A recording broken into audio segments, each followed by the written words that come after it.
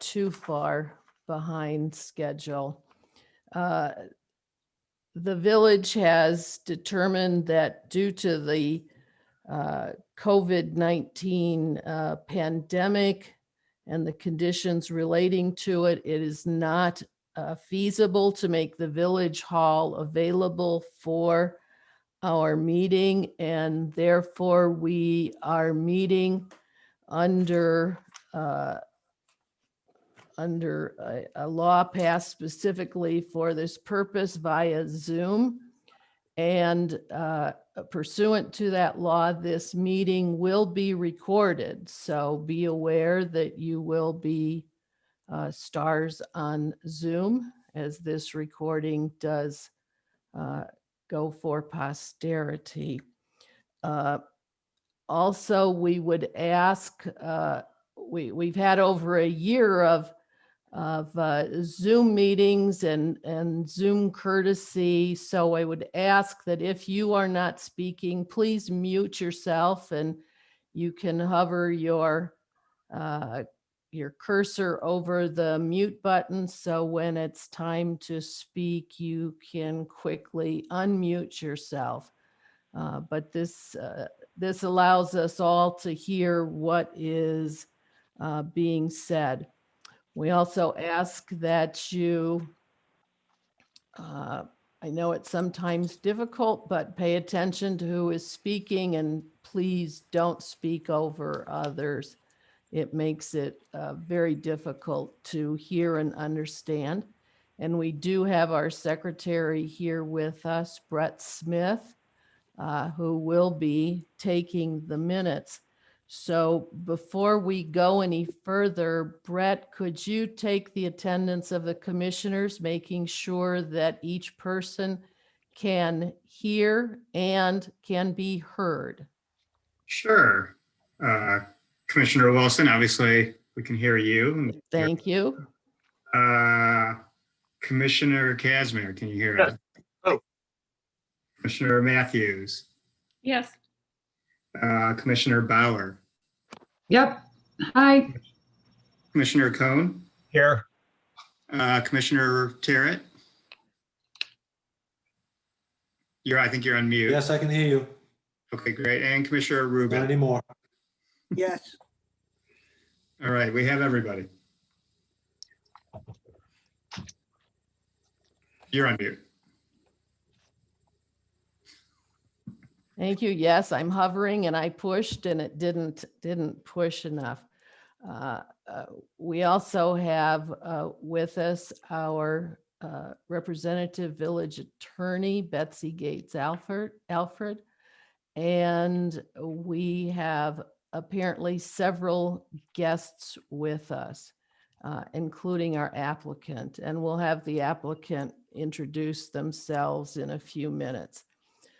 First, I would like to ask, is there any visitor business that anyone wants to bring before the commission that does not, repeat, does not relate to the matter before the hearing tonight, which is the Phillip Estate? Hearing none, we will continue then.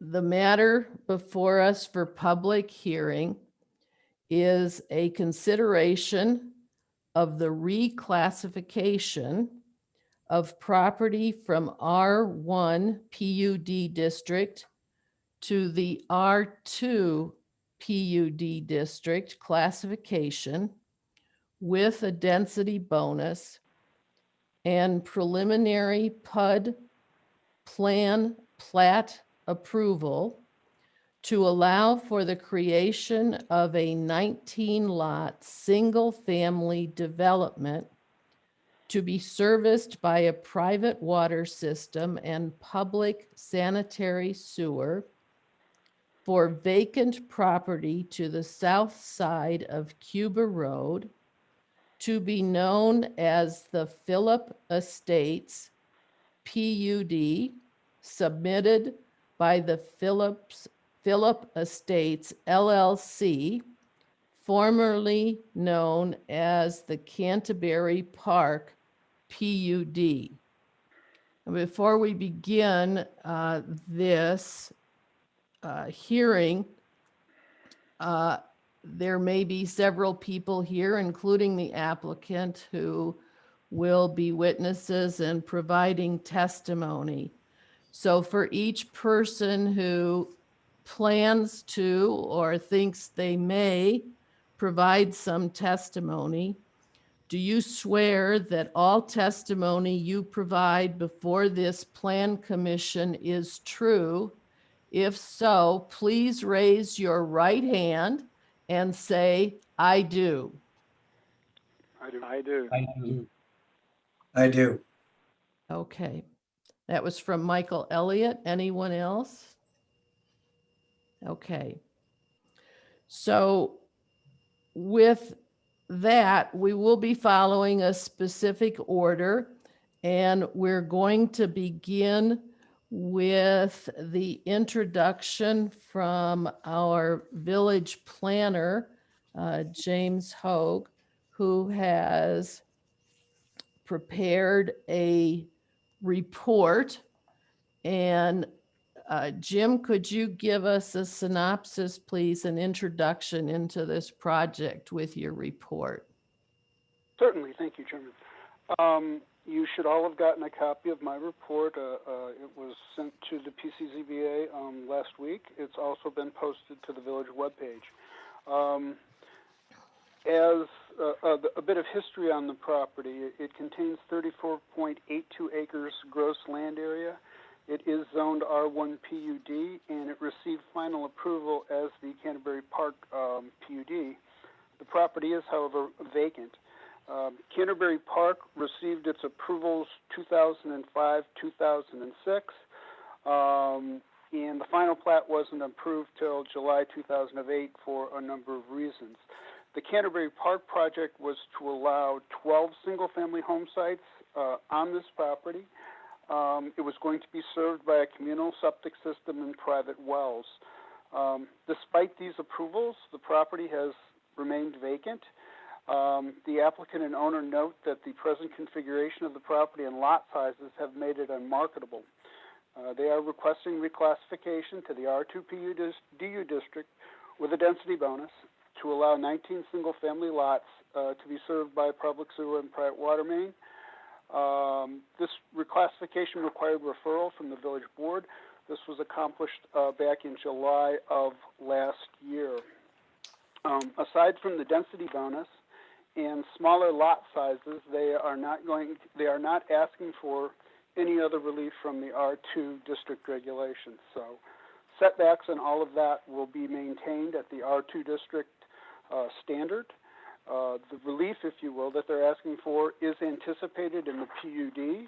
So the density bonus that they're asking for, lot sizes could go down to 3,000 or 3,300, 33,000, square feet of land area.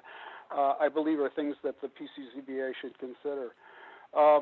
This property is not part of a sub area, but it is identified in the master plan as adopting for the adopted 2018 plan is developing for single-family residential purposes. I have listed many of the goals and objectives for residences and neighborhoods, and I believe that this proposal serves to implement many of those goals and objectives.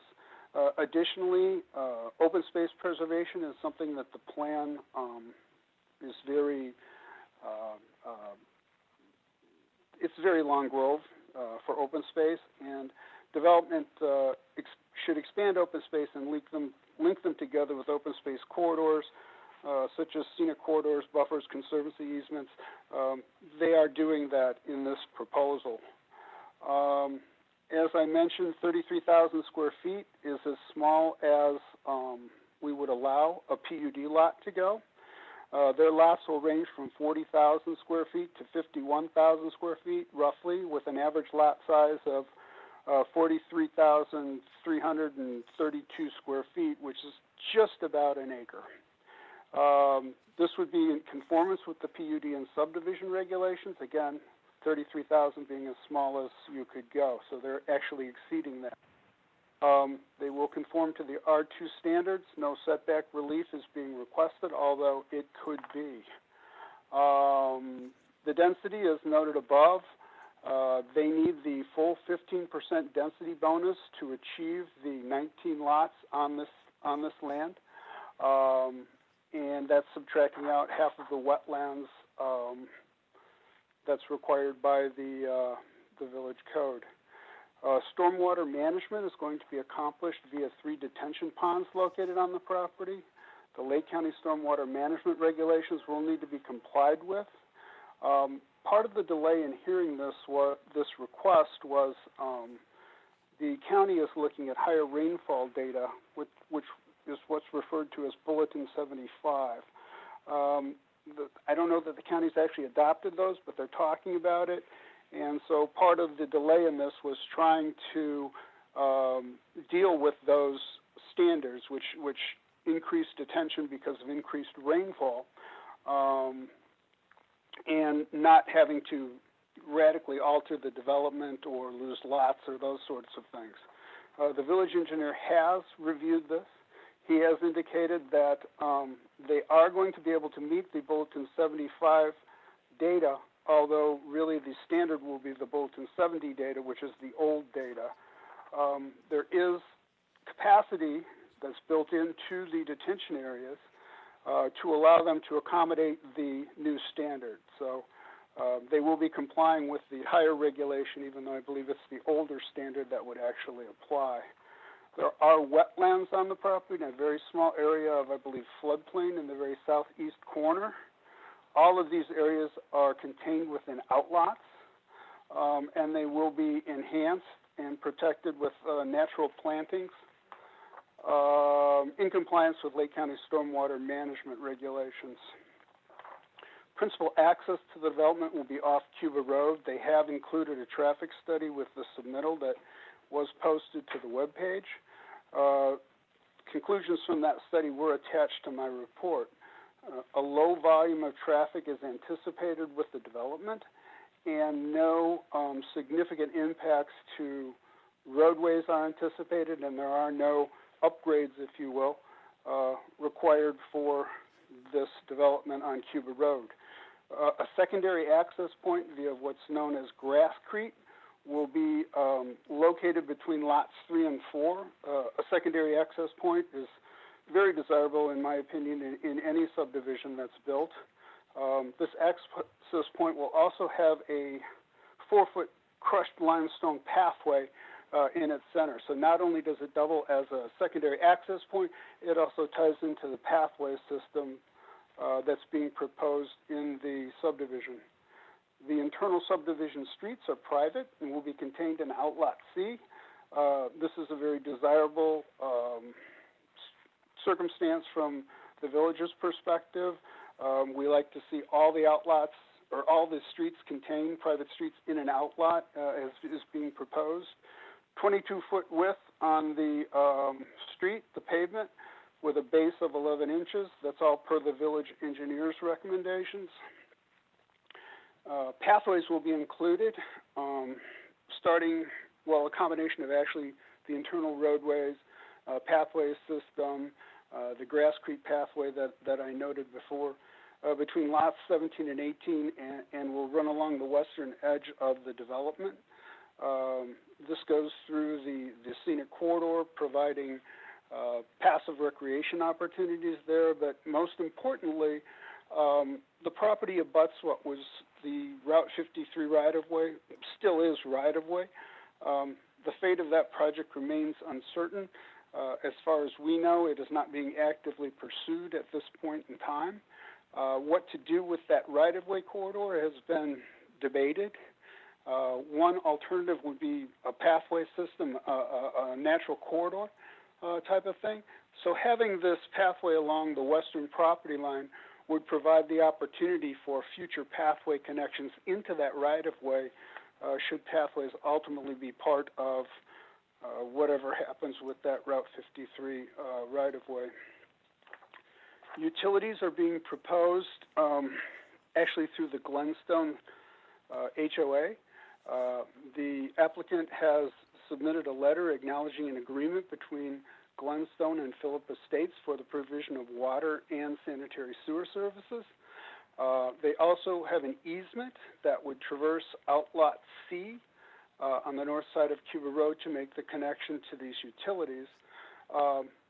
The exact method of connection has not been determined at this point, but if trenching is anticipated through either scenic corridor, the one that's located on their property along Cuba Road or the one that's in Glenstone, CSC review and approval would be required for that. There would need to be a restoration plan too for any disturbance in the corridor. Lake County indicates that there is capacity. They've actually asked that the lift station that would be required for this subdivision to get effluent across Cuba Road into the connection in Glenstone be upgraded so that property to the east could potentially be serviced. 6-inch private water main would be, that would be an 8-inch sanitary line, by the way, I believe. 6-inch water line would connect into the Glenstone water system. There's a report that was included with the submittal that actually calculated demand based on a 25-lot subdivision. It was determined that the water system was adequate to service 25 lots, so there should not be an issue with water provision for a smaller 19-lot subdivision. The provision of services has actually been disputed by a resident in Glenstone. He's disputed the validity of the agreement between the petitioner and the HOA. Many of these matters are legal matters that the PCA should not be considering. So if testimony is given to this fact, it's fine to hear it. But many of these things are beyond the capacity of the ZBA. I would note that as this is a special use, conditions could be placed upon the approval if that's the way the PCZBA goes, basically requiring the sewer and water as proposed to be a condition of approval. If that could not be done, then they would have to come back through the process again, because I believe this would constitute a material change to what the Plan Commission both heard at the hearing and what was proposed as part of the PUD proposal. So I just wanted to make you aware of that. Landscaping, they have a tree preservation plan. They also have a landscaping plan that's been reviewed by the village arborist. His comments were included in my notes. It was also reviewed by the CSC, who looked at mostly the open space, conservancy, and scenic corridors. The arborist notes the plantings are generally in conformance with recommended and acceptable species for the village. He will need to do a field verification to review any species that would be removed to be in compliance with our tree preservation ordinance. That will happen down the road. This landscape plan will also need to be reviewed by the Architectural Commission, and I have that tentatively queued up for their March 15th meeting. I don't believe lighting, other than what might be on the subdivision signage that's proposed at the entranceway on Cuba Road, is being considered as part of this proposal. Should that change, that would require Architectural Commission review as well. An illuminated monument sign is proposed for the development. I haven't looked at this in detail. It does look to be approvable from what I can see, but that will require AC review and approval as well. And again, going to the March 15th meeting. The CSC reviewed the open space and conservancy soils. They made their recommendations, which are included in this report. I believe they were very pleased with the plantings that were chosen for the natural areas, and their recommendations should be part of any recommendations that the Plan Commission should make. The preliminary engineering has been submitted, reviewed by the engineer. I have his comments attached. Basically, from his review, it's feasible. This could work as proposed from an engineering perspective. There are many comments that he has, but those are really more housekeeping items. They're not real substantial to the overall functioning of the proposal as you see it. The PUD plat is in conformance with village regulations. We do have a soils map. Again, the scenic corridor is shown. That should actually be Cuba Road where it's being shown. Roadways are up to the specifications of the village engineer, as I previously mentioned. A side note, with the Canterbury proposal, the Planning Commission had raised many concerns regarding the cul-de-sac orientation, flag lots, septic field design that was going to have the common septic, as I mentioned. These issues really have all been resolved with this proposal, so I think in my opinion, you're getting a much better design with this than what was previously approved and could actually be constructed without any further public hearing. Permits would be required, but there would be no further hearing at this point. Again, the density bonus would need to be approved for this to go forward as proposed. I have the PUD standards that I have included in my report, as well as standards for special use and reclassification. The Planning Commission should review these, and this should really be the basis of your review and recommendation on this proposal. Again, it's in conformance with the comprehensive plan. I think it has a much better design than you would have otherwise seen. The engineering looks good. I have listed several issues for your consideration at the end of my report, and if you have any questions at this time, I would be happy to try to answer them. Okay, so we'll go around the commissioners to see if there are any questions for you on the report itself. So Commissioner Terrett, do you have any questions for Village Planner Hoag?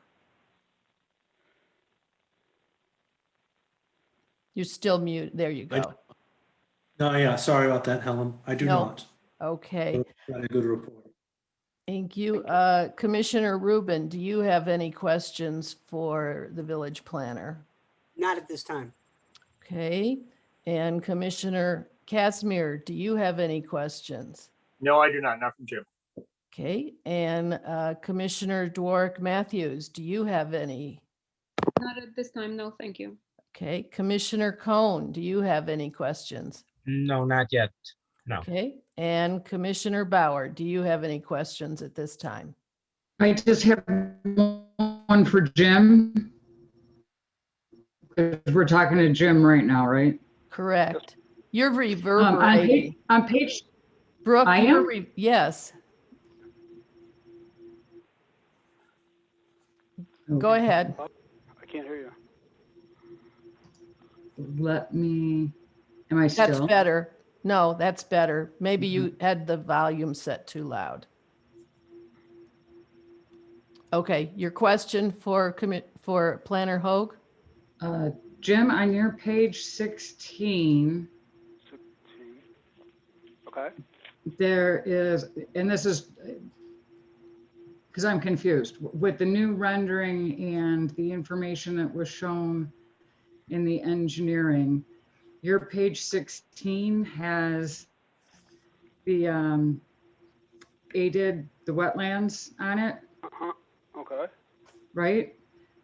Am I looking at that correctly? So the red portion of that is wetlands.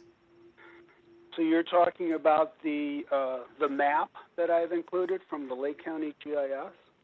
Yes. Yes. From So the, what the GIS shows, that is the wetlands that they are identifying. There has been a wetland delineation study that was included with this report, or with this submittal, excuse me. That was posted to the village webpage as additional information. I had concerns about size of documents and sending them to you all, and that they would be bounced back. I believe the wetland delineation is really what should rule in this instance, because it's going to go into much more detail than the generalized map that's available through the GIS.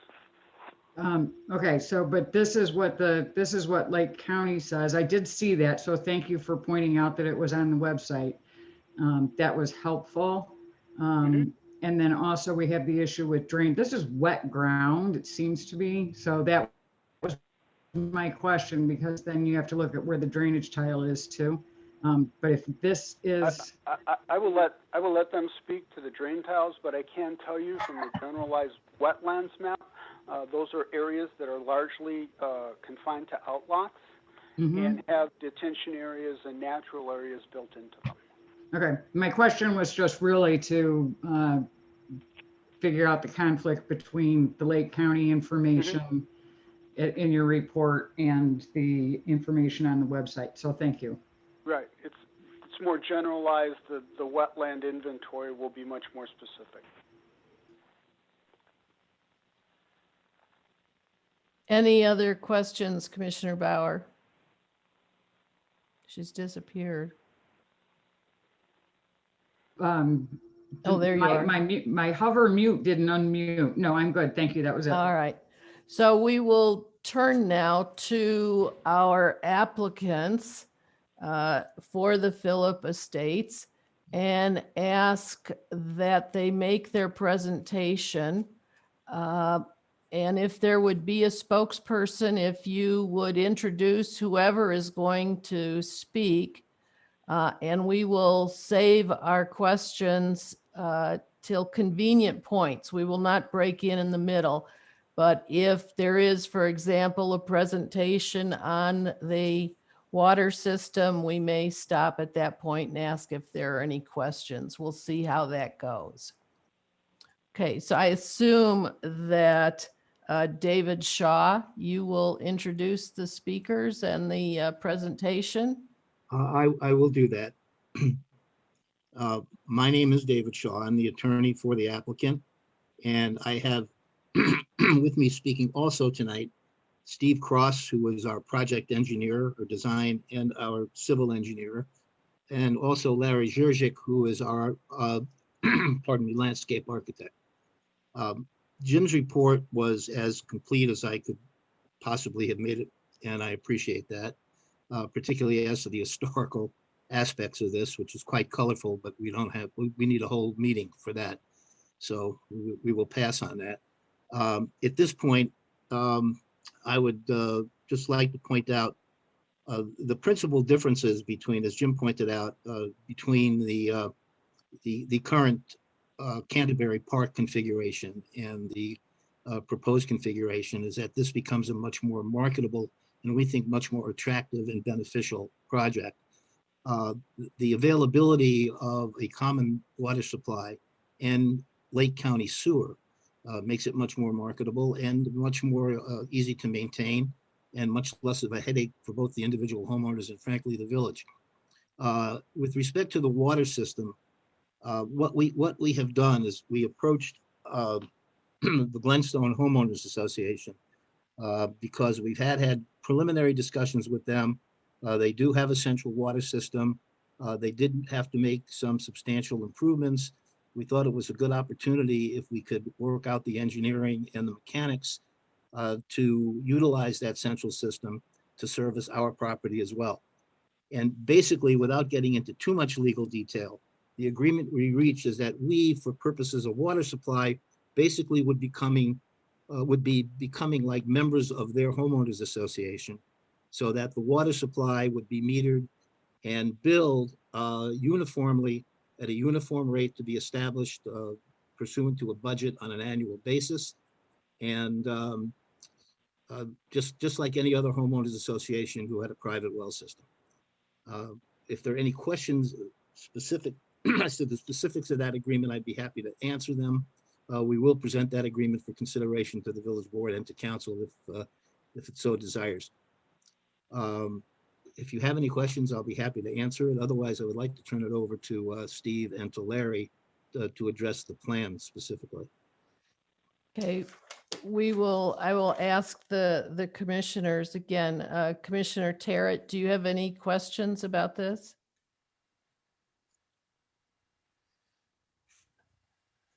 I do not, Helen. Okay, Commissioner Rubin, do you have any questions about that aspect? Not at this time. Okay, Commissioner Casimir, do you have any questions? No. Commissioner Doric Matthews? No. Thank you. Commissioner Cohen? No, I don't. Okay, Commissioner Bauer?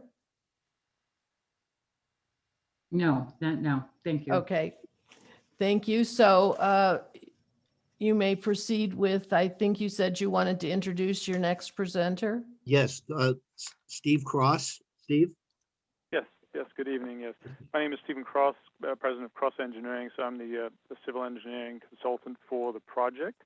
And I've been involved in this property since 2007, incarnation of this project, so through the Canterbury Park final sort of PUD approvals that were done in 2007 and 8 that Jim had mentioned. So very familiar with the site, and as Jim says, I too believe that what you're seeing now is, with getting rid of the community wastewater system and being able to tie into a public wastewater sewer system was kind of a huge bonus for the project, and getting rid of that, as well as the getting the kind of the private water supply system instead of the wells. So I think that is, in my opinion, it is a great change for the project, and that gave us an opportunity to really take another closer look at it, and that's what necessitated looking at the R2 zoning for the additional lots. So as we looked at the plan, if you overlay the two plans and you look at them, I mean, they have the same general feel of the cul-de-sac, the entry off of Cuba Road, but there's a lot more subtle differences in how we arranged the lots and how we worked with the lay of the land and the trees to come up with a plan that we believe really fits the topography and the natural features on the property. And as Commissioner Bound was asking very good questions about the aided wetland map, as Jim mentioned, that is just a guideline. That is kind of a online available mapping of what's potentially out there, and then you follow up with that with actual field mapping and plant evaluation, soil evaluation, as well as the wetness of the soil. So our consultant did go out there many times over the years, actually a different consultant from back in 2007, and basically came to the same conclusion that big red area that you see on that map and through the middle of the site isn't actually classified as a wetland because it doesn't meet the wetland criteria. So even though it's shown there, and that's because of the extensive drain tile system that runs through there. In fact, I've personally driven my vehicle all up and down that area there without getting stuck in the wet soils there. So it's very well drained, and the only wetland that you see is really, as Jim pointed out, on the bottom right-hand corner of the property. So it is very misleading when you see that, and then you see our report and this small wetland there, and you kind of try to reconcile it. But what Jim also did say was, yes, this is kind of the low-lying area and potentially the wet area that's being drained by the drain tiles, and that's really where the predominant detention, stormwater management areas and low areas and open space are being preserved through this area. So that's how we have been able to kind of work with the topography and excavate out these areas to increase the storage that we have there. So one of the other things that we did, and Larry, our landscape architect, will talk a little bit more about the trees and the natural features on there. Just over the years, because of just the way things have occurred with the project, that we got a lot of buckthorn growing out there, and it didn't get managed very well over the last 7 to 8, 9 years, and really grew up really thick. Meanwhile, we do have some beautiful trees out there, but we couldn't really identify them as to what they were and exactly where they were and the condition of them. So we've actually been out there and cleared out about 20 acres of buckthorn at the fall of last year. We ground it all out, and we were able to clear and open up the property. We went out numerous times, Larry and I, and we actually looked back at the trees, and the trees that were identified on the current tree survey, are much different than the trees in the 2008 survey, because you're talking 12 or 13 years later. So there are trees now that are specimen trees that back in 2008 weren't really identified. They were smaller trees.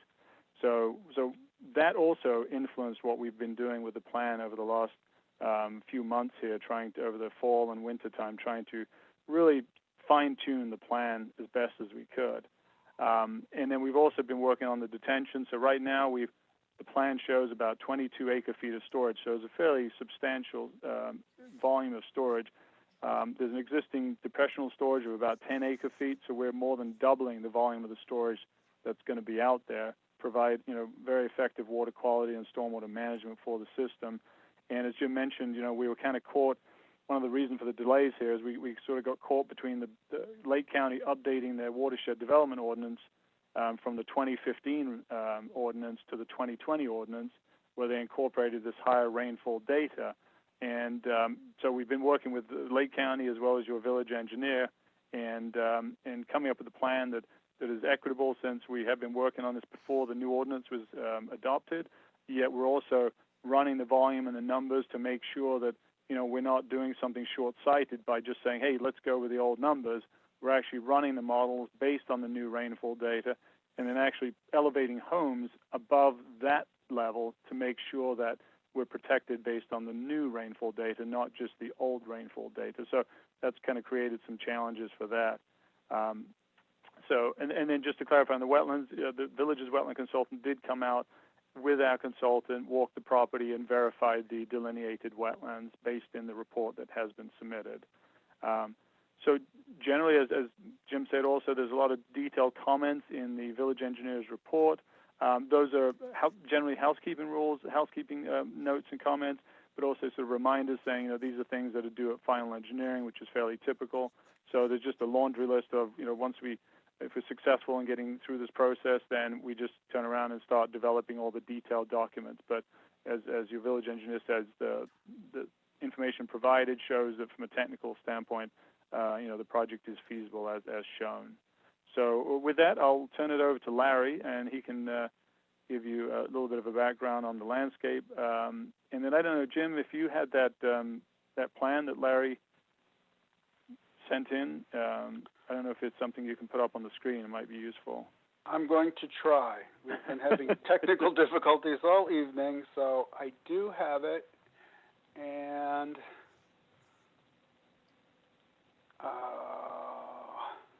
because otherwise I could put it up if you allowed me to share. You know what? I think that's what I will do. I'm having trouble getting it on the share screen. Steve, which do you want me to? Just... If you do Stephen Cross, if you look at if you can allow Stephen Cross to share. You should now be a co-host, Stephen.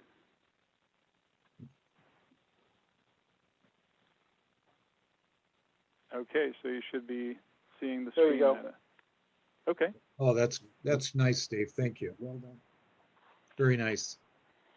Well, good evening, everybody. My name is Larry Jurczyk. I'm a landscape architect, and I'm the landscape architect for the project. As Steve mentioned, we've been working on this project since 2007. I think that's right around the same time that I first actually walked the property. I don't know if anybody on the Plan Commission has seen the property, but it's really, truly a beautiful piece of scenic, wooded, rolling piece of property.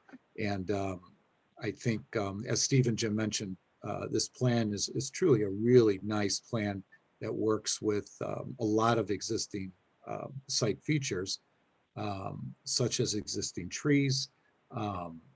I've done an extensive tree survey over the last couple of years and just updated, I think, last November. We have about 185 total trees on the property. Village ordinance has certain requirements for key trees or historic trees.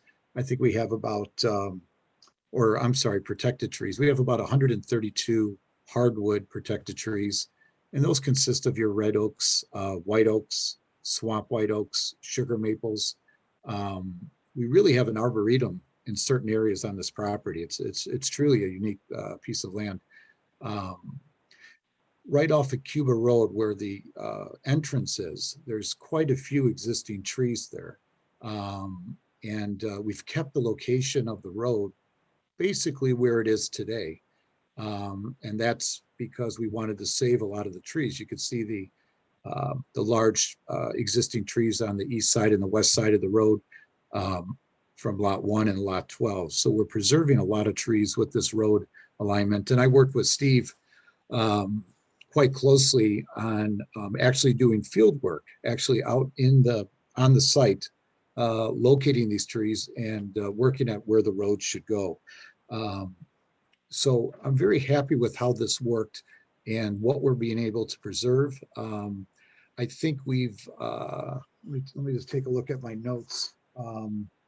We have about 25 dead or poor trees that I'm recommending to be removed. I know the village's arborist has reviewed my plans, and I think he's, I don't know if he's actually been out to the site, but really to get a handle on what's going on out there, you really need to walk the property. As Jim has mentioned, we have these beautiful scenic corridors. There's a 100-foot conservancy easement along Cuba Road that we've created.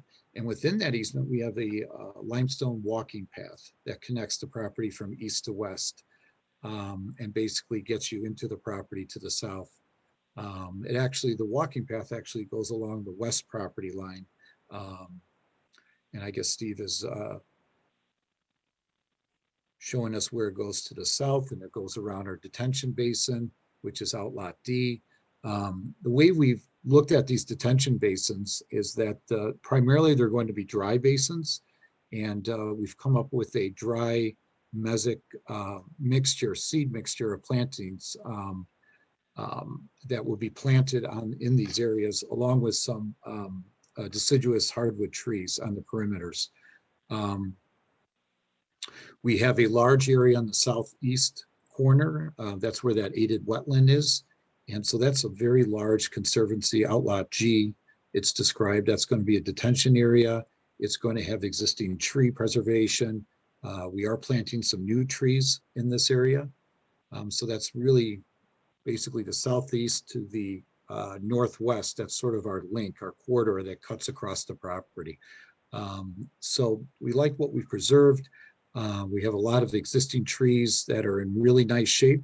And as Steve mentioned, we've undertaken a maintenance program out here, and we're actually removing. We removed last fall a lot of buckthorn and a lot of honeysuckle. So we're opening up these vistas, these views now. So when you drive in from Cuba, if you were to go there today, you would see these beautiful rolling hills. So we're very happy with that. And we're actually going to continue managing the property in the upcoming months. I think we have some buckthorn removal scheduled for the next couple of months. So with that, that concludes my presentation. I would be happy to answer any questions. Dave? Okay, so let's first see if there, well, let me first ask,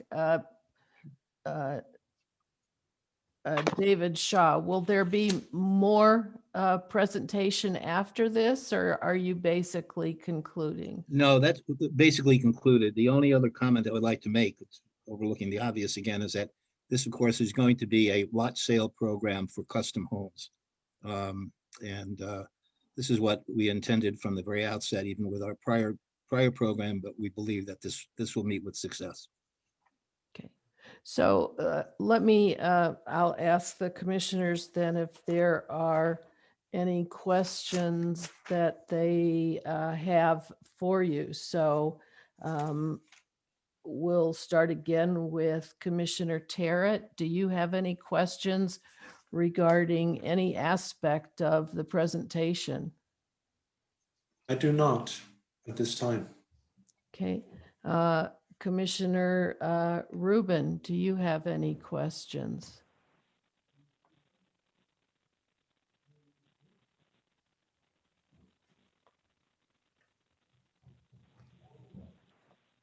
Commissioner Rubin, do you have any questions? You're on mute. Yes, can you hear me now? Yes, there we go. Thank you. Great. To the last speaker, on lots 1, 3, 5, 15, and 16, there appears to be a lot of trees that will have to be removed to put a building on. Is that correct? Well, that's a very good question. Yeah, graphically, we're showing the existing trees. I suspect that when each individual lot is developed, I mean, the home is going to have to be custom to that lot. So there may be some trees that will have to be removed. How many, it's really hard to say. You know, my hope is that the builder or the architect or the planner would actually lay out the house to save as many trees as possible. Now, some of these trees on the previous plan that was up on the screen, what it doesn't show is some of these trees are in fair to okay condition. So right now I'm showing some trees. I removed the trees that were dead or poor, but I've kept the trees that were fair and good condition or excellent condition. So it didn't really differentiate. But if you look at my tree preservation, my tree survey, some of those trees that fall on these individual lots may not be in great shape.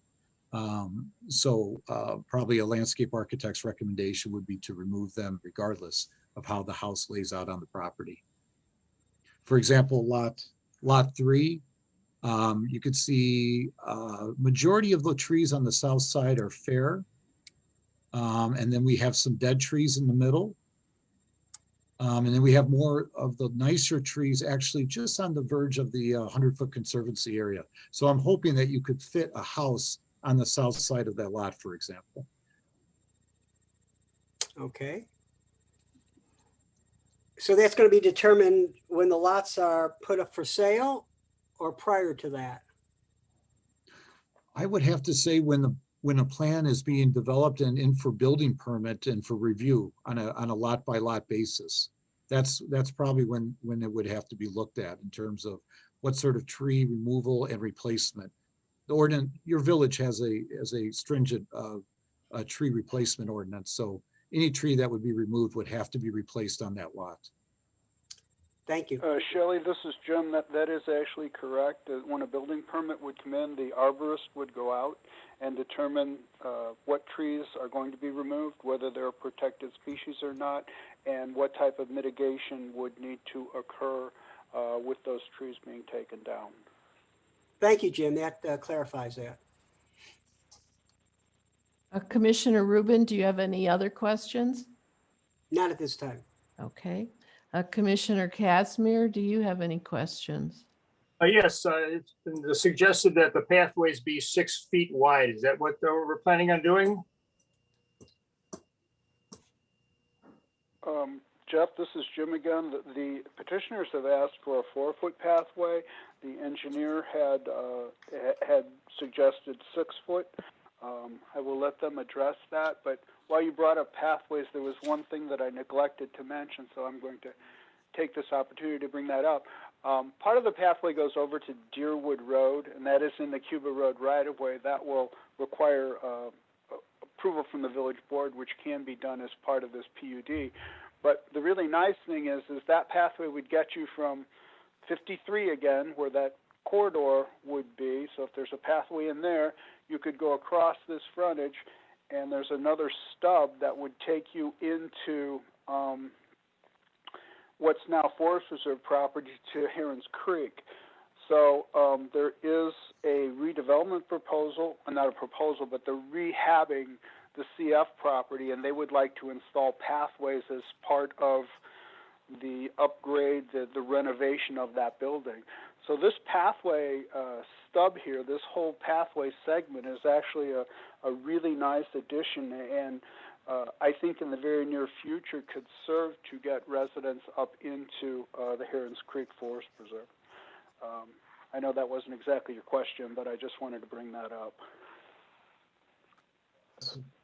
This is Steve here. To answer that question, we certainly would like to see the 4. We just think 6 would be an overkill for a walking path that's really within the property itself, is a resident, within the residence here. Along the Cuba Road, the sidewalk there, I think Larry mentioned that was going to be a stone path, but we're open. I think we show that as a concrete sidewalk. So that's I'm talking about the one that runs that Jim just mentioned all the way down here, would likely be a concrete path, and then within the development itself, running around to this cul-de-sac, and then as Jim mentioned, from this street within the fire access lane out to here would be kind of a crushed limestone fines kind of thing. So we envision it being somewhat narrow, but something that two people could comfortably walk along. It would have a relatively flat area adjacent on either side, which would be maintained and mowed to provide a little wider view. But I don't think there's any reason to make it a 6 foot. If you can imagine in your typical subdivision, suburban subdivision, a 5 foot walk is pretty wide. Now you're adding another foot running through there. So that would be our preference and recommendation, is to keep it 4 foot on site and a 5 foot walk along Cuba Road. Okay, if none of the other commissioners have a problem with that, I guess I'm good with that. That's the only thing I have right now. Okay, thank you. Commissioner Dwork Matthews, do you have any questions at this time? No. Okay, Commissioner Cohen, do you have any questions at this time? One or two minor things. As I understand it, you are developing a subdivision, but you are not a builder, so each lot owner contracts with their own builder. Is that the expectation with how this subdivision develops? Is that right? Yes, that's correct. Okay. Also, you apparently, your subdivision on the west would abut the 53 right of way if it ever comes to pass. Is that right? That's correct as well. Yes. Is there any ability to like put up or develop berms or anything if it ever were to come to pass to better screen? I know there seems to be only 2 lots on the west, on the. Yeah, there are only 2 lots. There's also a minimum setback of 40 feet. So if in fact that right of way was ever developed, there'd be plenty of an opportunity to screen and to berm. Yeah, because that would be most necessary if that ever were to come to pass, or else those lots would not exactly be pleasant because you'd be up against high-speed traffic. Yeah, that is true. Yeah, other than that, I don't really have a lot of questions. Go on. Okay, thank you. Commissioner Bauer, do you have any questions?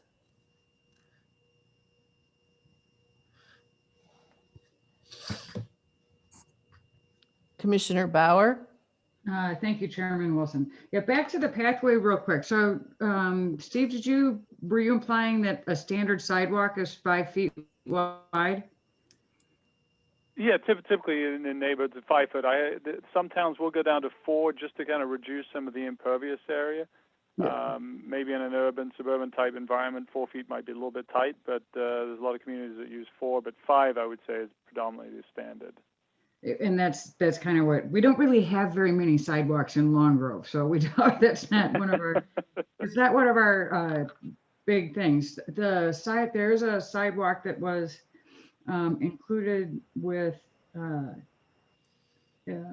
building that was built over here, and it was required to be 5 foot wide, as best as I could tell. Jim, can you confirm that our Boreas sidewalk was required to be 5 feet wide? You mean the pathway that runs in front of the Park District property? Well, no, well, I don't think that's Park District property. The wetlands? Right at the corner of Old Hicks and Old Hicks and 53 there is Park District property that's, I believe, called the Drexler Tavern Park. And believe it or not, that's actually the site where present-day Village Hall used to sit before it was moved. As part of, I believe, Arboria's PUD approval, they were required to put a pathway segment, I know, in front of their property, and I thought it was supposed to either go into or across the Park District property. I'd have to double check. I'm not sure what the width of that one was right off the top of my head. Okay, I guess where I was trying to get to was if there was something that said that it needed to be 5 feet, at least 5 feet wide. And I know that we have our pathways folks that usually also chime in on this. I didn't see anything in all this documentation that other than from our engineer about the pathways. Yeah, the Pathways Committee has been rather dormant of late. You're correct, this was not run by them, but it really is not required to be. They're more or less an ad hoc committee. Widths of pathways have varied from development to development. I think the engineer was trying to standardize that to a certain extent, but I think the most important thing is having the pathway segments and the easements that go with that. Those are two huge things that we are kind of behind the eight ball on when it comes to extending pathways. If we don't have an easement, then we have to acquire the land as well as build the pathway. So having the opportunity, and there will be shoulders on there will be a wider easement. So at least in theory, those could be widened at some point if need be. Okay, because I noticed it was originally 4 feet, but with a 1-inch shoulder on each side. Recent information said 4 feet What with, I thought. pardon me? What, and recent 1 foot, I information, thought.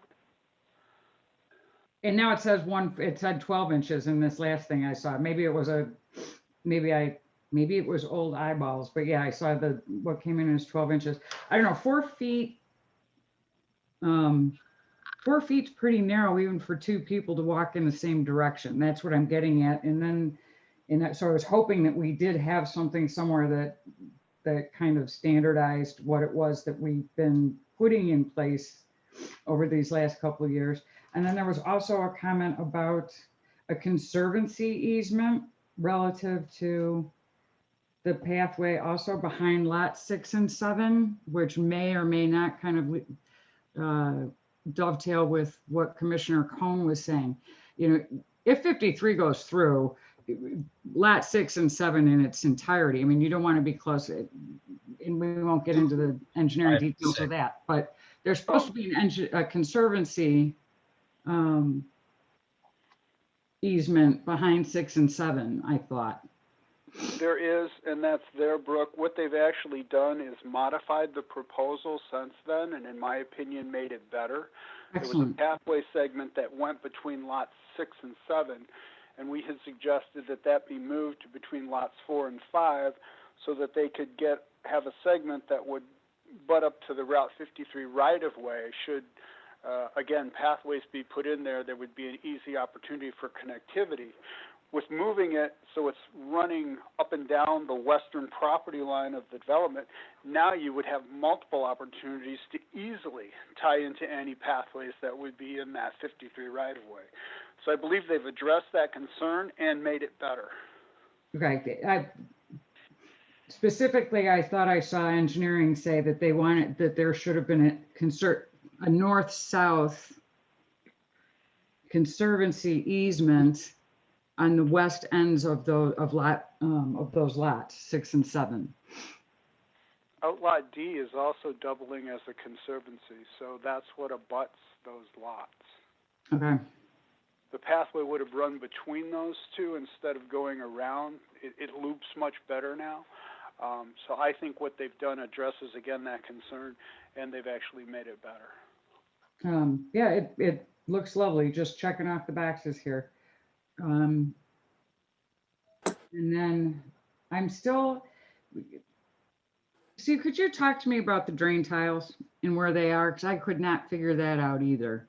And how, you know, they're really, really old and they have a huge amount to do with the well-being of this land in terms of water.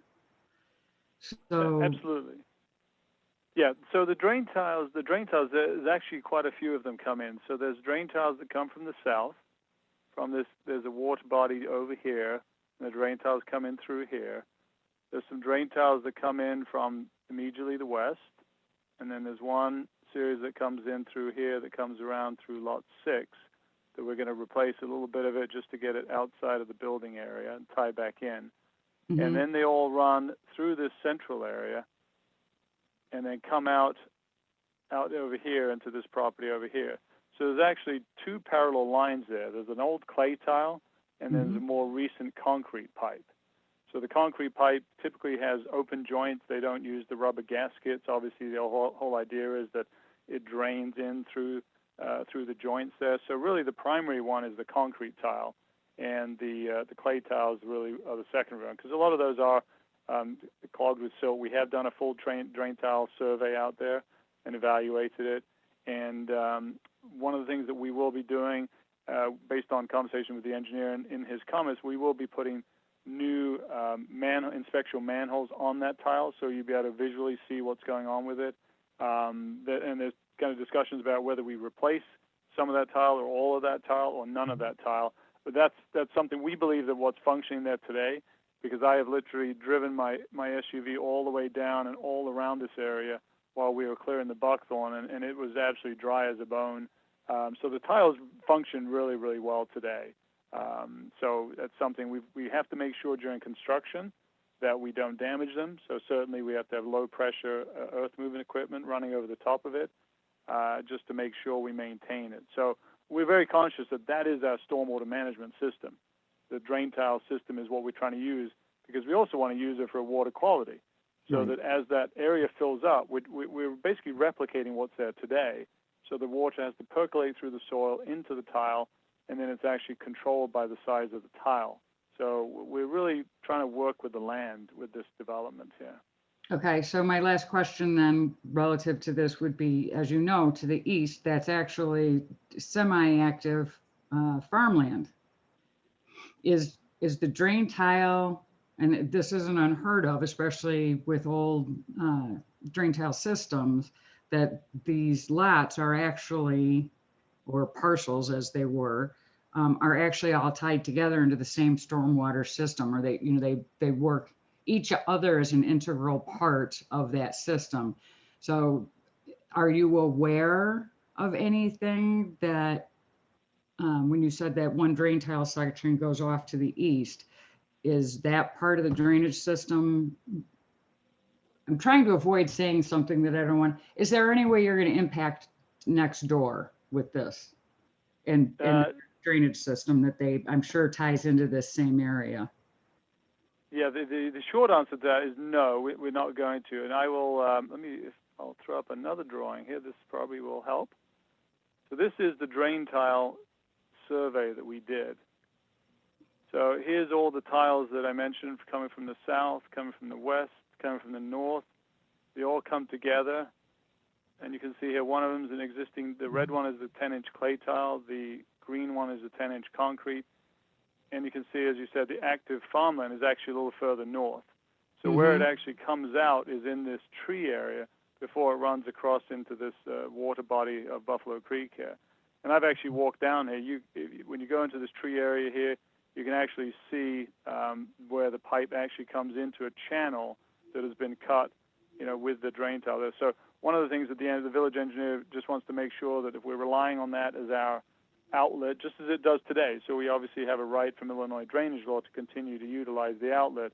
Okay. We need to make sure that the homeowner there is aware of that. It's in the trees. They probably don't even think about it, probably don't even know it's there. But we want to make sure that They will if something happens to it. Exactly, but it's down, when you get down in here, you're in the floodplain in the tree area. Okay. So it will function through that. So that's something that we are very conscious of, and your engineer has been very good about pointing these things out that we know we needed to do anyway. So that's the system.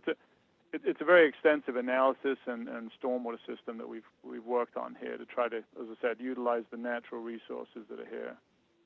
No, thank you. You're welcome. Any other questions, Commissioner Bauer? No, thank you. Okay. And actually, the last ones dealt with the questions I had with respect to the impact of the movement of the water to the east. And you've addressed that. So at this point, we have, if I took my notes properly, we have several other people who are attending this meeting. And I would ask that if you have any questions, do a thumbs up and I'll call on you to present your questions or comments regarding this program. So are there any? I have Brad Dooley, Amy Zatella, Ted Lazakis, Daniel McMillan, Howard, Michael, and I don't see any others who have joined us. Brad Dooley, do you have some questions that you would like to present? Unmute yourself, please. And do you know where to do that? There you now I go. Okay. Yeah. Well, I'm Brad Dooley. I happen to be the homeowner just to the south of this property, the 13-acre property that runs on the south side of Spring Valley Road. And just to the north of our garden area are some tall pine trees, and then this development is right on the opposite side of that. So I may be the property where you're dumping the water into on that drainage area.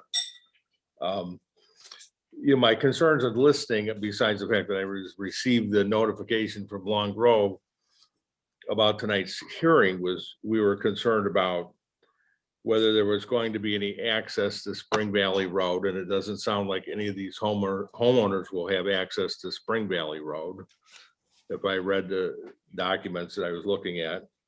And for that matter, I don't know that they go out to Deerwood. There's no access for these homeowners to Deerwood. Is that correct? That's correct. Okay, and then I'm not sure, I'm coming into this a little bit late, so I don't know why the properties were reduced from the 1 acre, which is the I thought that was the Long Grove statute, to less than the 1 acre property. You mentioned earlier the 12 properties became 19 single lot properties. At the outset, I was a little concerned about the water and what that might do. We're on a septic and we're on a well and we're on we have that system. So I didn't know what might happen to the water table, but I guess you've addressed that because it's going to have its own, from what you described, its own private water and sewer. Therefore, I don't think it would affect our water table level. Pardon me? Privacy. And so we're kind of concerned about, though, the privacy on our property. We have a little bit of a concern where, some people from that property might want to walk down into the woods, which are in fact private. Down on the bottom of our property, which goes into the marsh area, and the pond is on our property as well. So we're kind of. Is this your house here? Where is it? 30? Where are you pointing to? I don't. There's a hand. Yeah, that looks like it is. They're above from the pond. Yeah, that's. And then you got a jetty over here. Yeah, so our discharge is over here. It comes across the property to the east. Okay, so that's not on my property, but. Yeah, and we are maintaining. So just to clarify, so all of this tree line here is all being maintained. So if I go back to this area, so you're down here. All of this tree area, we've purposely maintained that in order to maintain that screening and privacy to the lots to the south to your parcel. I understand. And is outlot G that is on the map right there, we can see, is that a lot that will be sold, or is that just a set aside area? That would be the detention and the open space. So that, if I just put up this a little easier to see, so we're going to carve out a basin here, and you'll notice the shape of this is very deliberate because there's an extensive tree line coming through here. So we've avoided the trees, and you can see all of this area back in here will be maintained. So we're not, we didn't take this pond and say, well, let's just maximize it and take it all the way to the south property line, because as Larry mentioned, he and I have walked this property along here quite a bit over the last fall after we cleared all the buckthorn. And, there's some beautiful trees along there. So, that was definitely primary in our goal, is to maintain that tree buffer to you. And am I correct to understand that there'll be a 40-foot setback on any building? In other words, anyone that in lot 15 or 16, they would build 40 feet back? That's correct. That's Okay. 40 feet there. Yep, each of these have 40 feet. And as was mentioned, we're not cutting any of these trees down. This is probably one of the tightest lots in here in terms of being very strategic in what gets cut down. We also oriented the road so that, that some of these trees like here ended up in the front yard, so these wouldn't have to be cut down. And then these ended up in the side yard and the rear yard. So we were very, very careful. You can see this cluster of trees here ended up on this lot line here. So there's really no need to take these down. And you can actually kind of see that throughout the development. That's how we did it. Now, obviously, this one's got a lot of trees in the front yard, so they're going to get a driveway through here. So that is going to have to be carefully looked at. But for the most part, you can see that we really placed the lot lines and worked with the trees. So we know this is important. This is huge for our development and for you. So we did take very good care of that.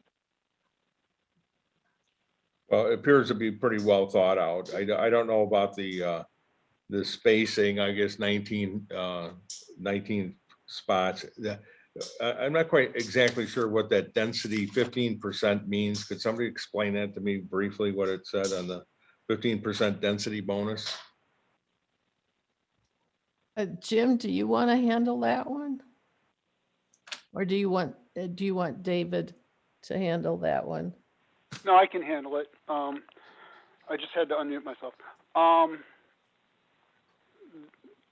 To your previous question about lot sizes, our residential districts have 3 lot sizes that are spelled out: 3 acre, 2 acre, and 1 acre, and that's R1, R2, and R3 respectively. So really the smallest density we go down to is a 1 acre lot. This is an R2 PUD. Under straight zoning, they would only be allowed 2 acre lots. The problem with that is you get what's kind of referred to as a cookie cutter subdivision, and a lot of the areas that they have left as open space would potentially be encroached upon by lots, perhaps buildings, whatever. So we allow them to go down to 33,000 square feet, and they're exceeding that minimum, by the way. But we also allow them a density bonus for better design, and I think they've shown a very good design here. The R2 would allow, I believe, 17 lots. With the 15% density bonus, they get another 2 lots that gets them to 19. The bonus is designed to be an incentive so that they have a goal to get those extra lots, and that's usually open space, pathways, enhancing the wetland areas with natural plantings, and many of the things that they've done. And again, as you note, this has been very well thought out. I think it's a much better design than what was previously approved. So that's how that works. Okay, well, thank you for that explanation. Appreciate that. So that, I mean, that's pretty well the most of the concerns that we have is just that, you know, we have kind of an open spot here that, you know, there's some woods, and I don't know that there's any demarcation of the ownership of that, and I don't know if we're going to be dealing with kids running down to the pond, and we have to concern ourselves about liability and postings and things of that nature. This is all brought up on. Obviously, we've enjoyed the fact that it's been fairly empty here, so we haven't had to be concerned about it, with the exception of a few people that drive down our road occasionally, you know, looking for some degree of privacy for some reason. But so I don't know if that is anything that we can address here. I mean, there is kind of a barbed wire fence between our property and the other property, but I don't know that it's rather old and it's rather beat down. So I don't know if anybody would adhere to that. I'm not trying to suggest we fence the whole thing off, but I don't, you know, I want to make sure we don't have to concern ourselves with a bunch of liability because they could, there is no lifeguard on the pond, you know, there's nothing of that nature. It's pretty remote out here, and it's a little bit, I don't want to say it's on the dangerous side, but you know, a young child could go in the woods and get lost or something of that nature. So we were a little concerned about that and how to address that if there's, I mean, short of, you know, posting or something of that nature, do we need to be concerned with that or not? David Shaw, do you have any response to that? I really don't. As Steve pointed out, there's some natural barriers there. These are large lots. My inclination is that if there are any little kids, they're not going to be allowed to run wild because they should have plenty of recreational space within their own property. And certainly you could post it. I mean, I know you're not used to having neighbors, but this has been approved as a subdivision for the last 15 years. So we're not really doing anything new in terms of a concept. But we did try to keep the buffers in place, as Steve pointed out. And I really don't think you're going to encounter any problems, certainly on any regular basis. Okay. Any other questions, Mr. Dooley? No, I think that pretty well covered. I appreciate your time for listening. Thank you. Okay. The next person who was on the list appears to be Amy Zitella. I don't know if I'm saying that name correctly. Do you have any questions or comments? Yes, this is Amy and Ramsey. We're the farm to the east, and there's a couple concerns we have. One is we already get a lot of water from this property, specifically from out lot F around that area. A lot of water. I suspect that's already a lowland there. Is there going to be any kind of change to that area so we could anticipate some kind of You're fading in and out. I'm not sure about your connection. Sorry, let me get closer to the computer. Can you hear me now? Yes. Okay, so a couple concerns. One is Outlot F. We're the farm immediately east. We already get a lot of water from Outlet F. I'm just wondering, are you going to be doing anything with that elevation connected to my farm that would change the water flow? So this is Steve. Yes. So what we're going to do, and what you're talking about, I think, is this natural flow path that comes through. Let me see if I've got another sheet that shows that. So I think what you're referring to then is this flow path that comes through here. Correct. Okay. So what we're doing is, we are actually going to be slowing that water down. So we're actually going to be building the pond in here and building a little berm embankment across that. And then we'll have a control structure, a stormwater control structure here that's going to have a 4-inch restrictor on it. And then it will discharge it at the same point that it comes across today. So you will see a reduction in the total flow going through there, the kind of the rate of the water coming through there. But obviously we can't completely cut it off because it's really this whole corner is what's draining through that area. So we're sort of obligated to take that flow and continue the same drainage path that it currently goes through. Sure. The in between the two properties is a kind of a natural swale, and it goes to show you how much water is coming because it overcomes that swale. So is your hope that that water stays in that swale between the two properties? Are you talking about the swell between here? I think but naturally, I think it flows out into your field area, though, doesn't it? Based on these contours, this is where I believe it's going. Yeah, there's like right at the lot line. There's basically a ditch that exactly runs down that way. So actually, just in the last 2 years, we've seen the water come greatly onto the farm and wash a lot of the soil down. Before that, we kind of saw the water stay in that ditch. So my hope is that it kind of stays there. I guess it is what it is. If you're slowing it down, that would be good. Nothing has changed in the last couple of years that would have increased that flow, I'd say.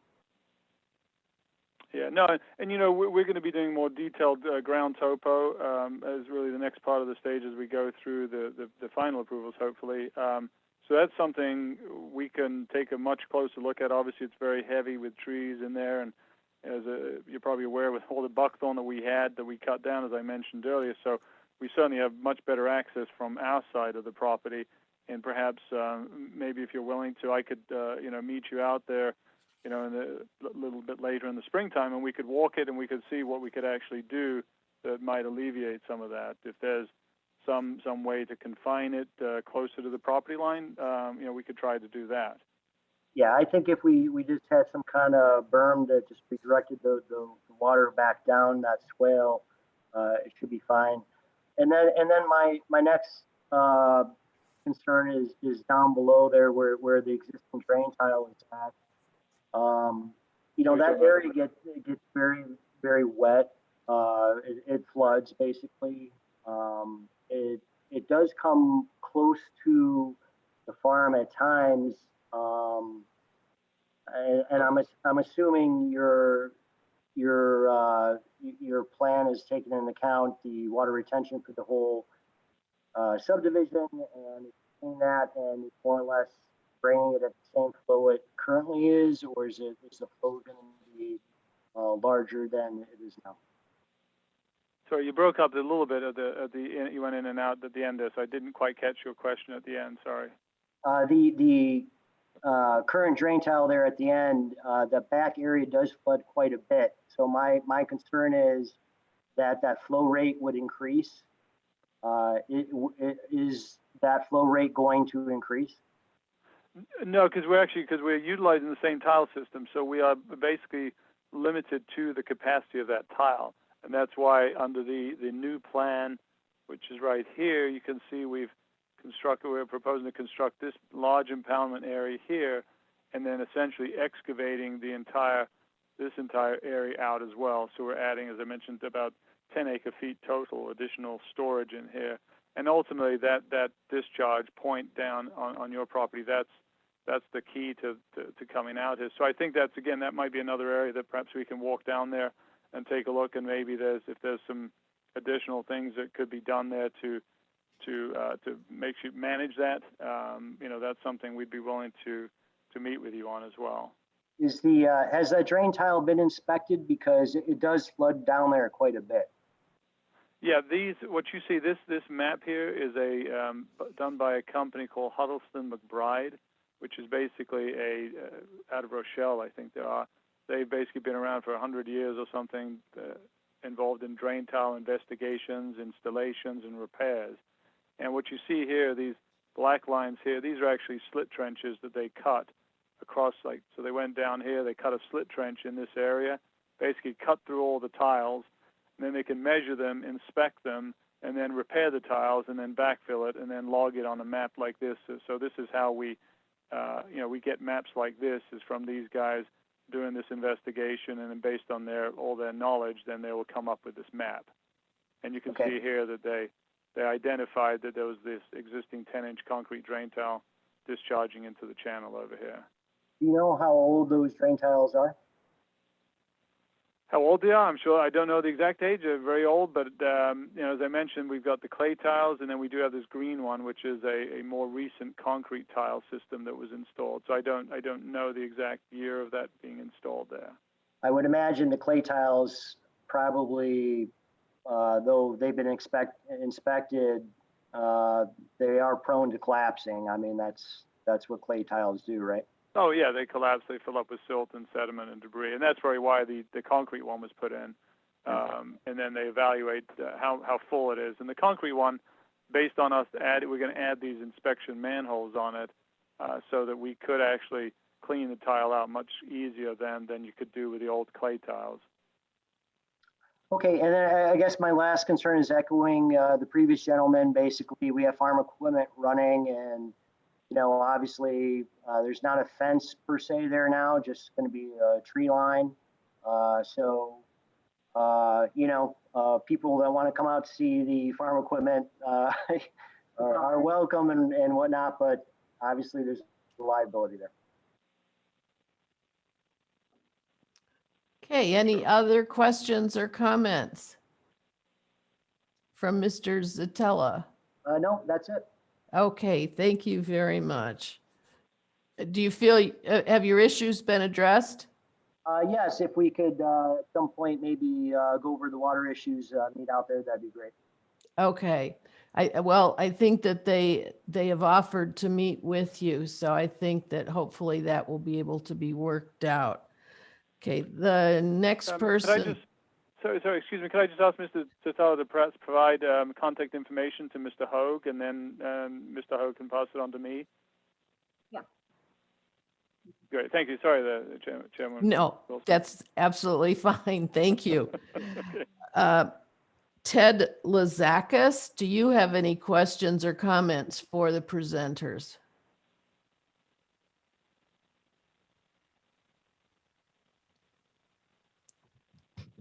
Ted Lazakis? I may be butchering the name. If I am, I'm sorry. I'm not hearing. How about Daniel McMillan? Do you have any questions or concerns? Dan is a representative of the, a non-speaking representative of the applicant also. Oh, okay. Thank you. I'm sorry. Okay. Howard Michael?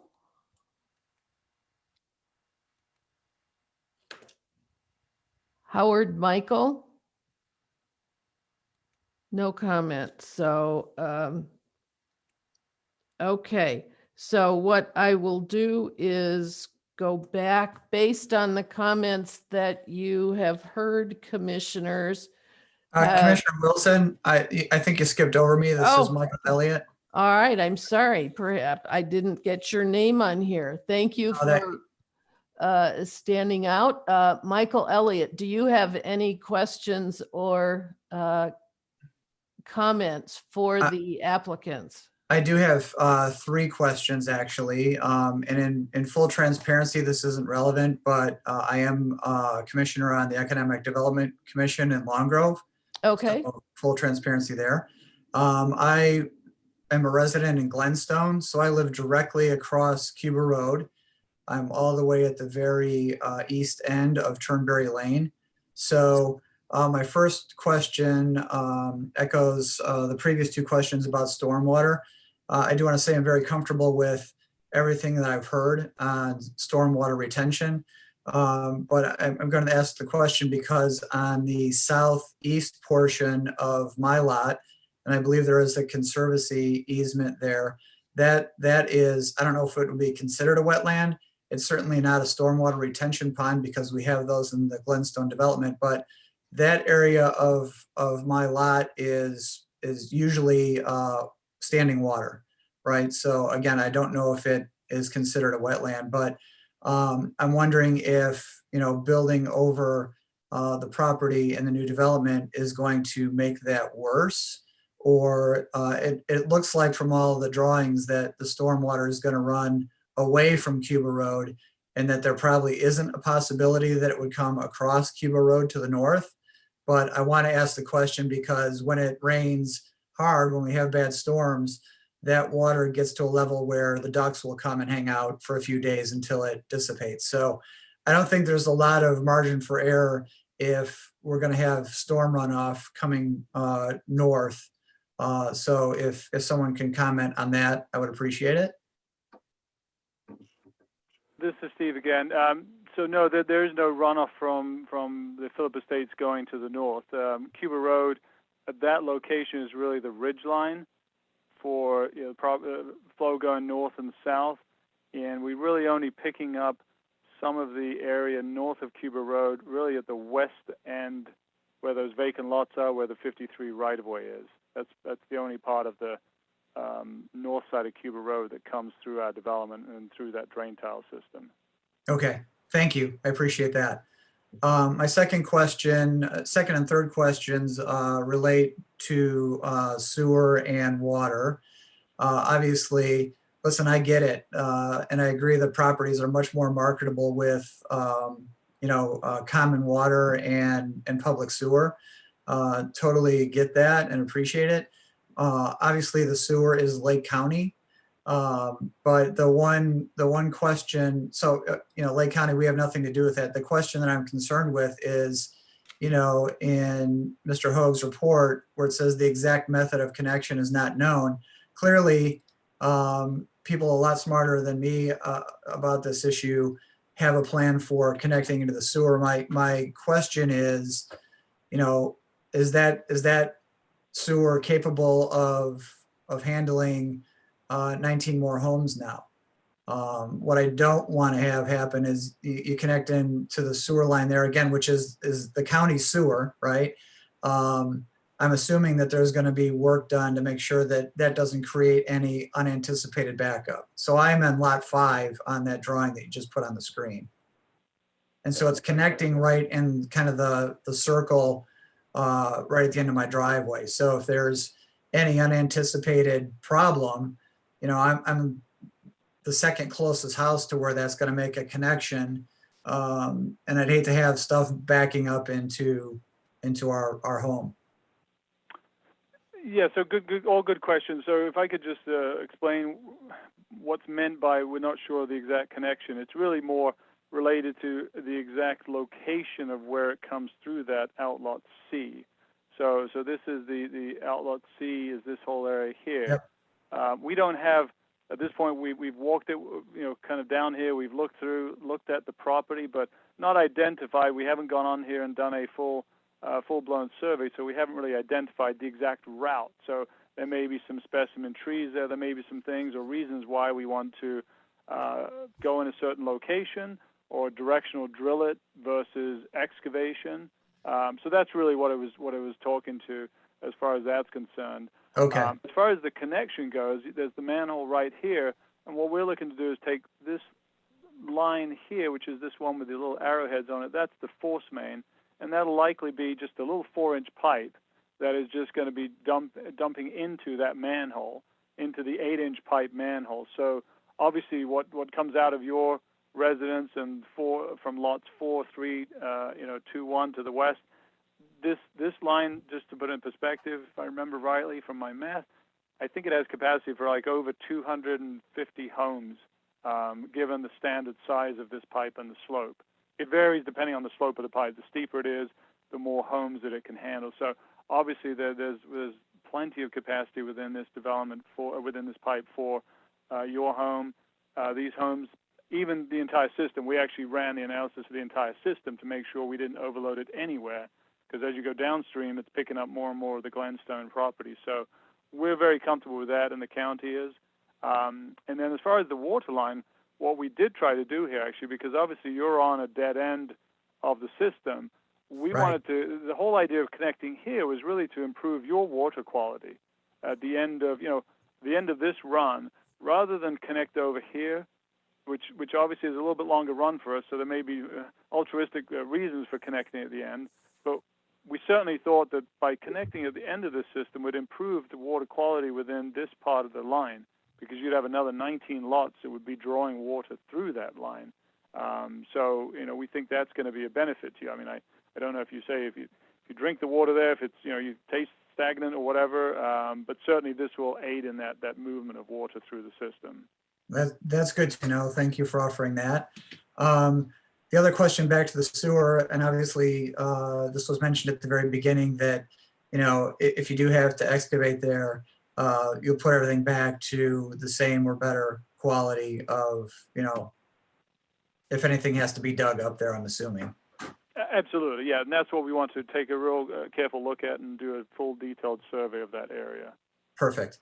And then back to the well, I did read the study that says that, the well's more than capable of handling 25 homes. There's only going to be 19. And don't take this this isn't meant to be disrespectful. Has that been confirmed by an independent third party that doesn't have any interest in the Glenstone subdivision water system or in the Phillip Estates water system? And the reason I'm asking that is because several years ago, we had to have some work done on the well. Our association had a pretty significant repair cost. And so I just want to make sure that everyone agrees that doesn't have a vested interest in it, that an independent third party, if you will, has looked at and said, you know what, there's absolutely not a concern that we're going to tax the pumps. The other concern I have, has anyone taken a long-term view for the groundwater, looking out 20, 40, 50 years? And normally I wouldn't have thought about this, but just this week in the Chicago Tribune, there was an article about the city of Joliet needing to convert to Lake Michigan water because they fear that in 10 years, their underground aquifers are going to run out of water to support, and it's a much bigger town, right? So is there any concern that, almost doubling the water usage, that the well system and the pumps and that the underground aquifers are sufficient enough, not only for the immediate term, but for long term? So the answer to the question is, anybody independent of the property, the Phillip Estates or the Glenstone system looked at this? My answer to that, other than the village engineer reviewing the documentation provided, not to my knowledge. We engaged a municipal type engineer, RHMG, based up in I believe Libertyville, Vernon Hills, who did our analysis for us, and they consulted with the Glenstone people to get the information in terms of what the system can provide, and that was the basis of the report. And obviously further design still needs to be done, but at least on the surface, the system is certainly capable. We would have to get more into, long term. I can't answer that question. I just don't have enough information, unfortunately, when you're asking questions about long-term viability. Obviously, we're hoping for it to be long-term viable system, but I just don't have any answer to that at this moment. Got it. And so, I guess that would be my only remaining concern, is there any way to look at that? And I don't even know if there's a way to measure the replenishment rates of the underground aquifers that are there. I'm not an engineer, right? So, but it was frightening to hear that Joliet's going to run out of water in 10 years, and they have to start planning now for converting to Lake Michigan water. I don't anticipate anything that drastic happening here, but I'd hate to have this happen and then 5 years from now we're faced with a similar situation. I don't even know if there's any way to predict that, right? But it would be something to be reassuring that there's been, at least it's been considered, right? So if there's anything that can be done to look into that or explore it, that would be also appreciated. Yeah, and certainly our consultant can your operator, you would have a private water supply system operator who is responsible for your system as it currently stands. That I would presume that that's something that they would be looking into from a long-term operation and sustainability of the system there. And we can have our consultant continue, obviously, to consult with your team there, to the best of our ability that we can. So that's something we can do. Thank you. That would be great. And I do want to offer a compliment. It didn't go unnoticed, all the buckthorn you took out, and it really improved the optics just when you're on Cuba Road now, prior to any development. It's a much nicer area of property from my perspective. So getting rid of all that buckthorn that was frankly unsightly has really improved what you're looking at from Cuba Road. So well done there. That was a nice improvement.